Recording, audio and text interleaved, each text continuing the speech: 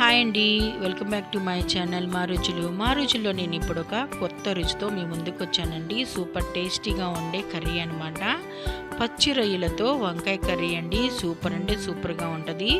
చేసుకుంటే మీరు కూడా అంటారు సూపర్గా ఉందని. ఇంకా ఆలస్యం చేయకుండా ఈ వీడియో మొత్తం ఒకసారి చూసేయండి. ముందుగా కర్రీ కోసం నేను స్టవ్ మీద ప్యాన్ పెట్టుకున్నాను, నూనె వేసుకున్నానండి. నూనె కాగిన తర్వాత తాలింపు గింజలు వేసుకున్నాను. తాలింపు గింజలు వేగిన తర్వాత సన్నగా కట్ చేసి పెట్టుకున్న పెద్దలపాయలు, టమాటాలు కూడా వేసుకొని బాగా మగ్గించుకోవాలన్నమాట.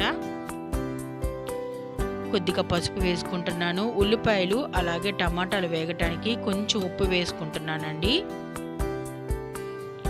ఇవి బాగా మగ్గిపోవాలన్నమాట. నేను ముందుగా వంకాయలు కట్ చేసుకొని నీళ్ళల్లో వేసుకొని ఉంచానండి.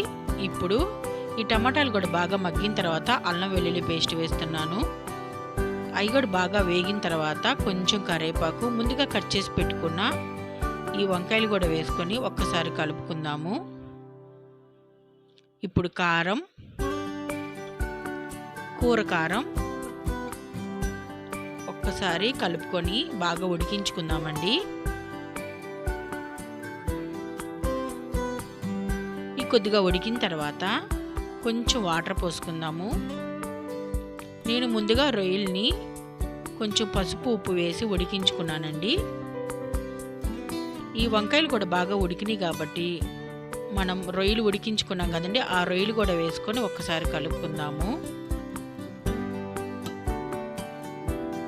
ఈ రొయ్యలు ఈ వంకాయలు బాగా ఉడకాలండి, కొంచెం టైం పట్టింది కాబట్టి ఈ లోపల కొద్దిగా ధనియాల పొడి, జీలకర్ర పొడి కూడా వేసుకుంటున్నాను.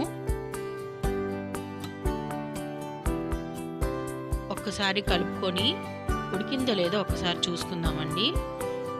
సన్నగా కట్ చేసి పెట్టుకున్న కొత్తిమీర కూడా వేసుకుంటున్నాను.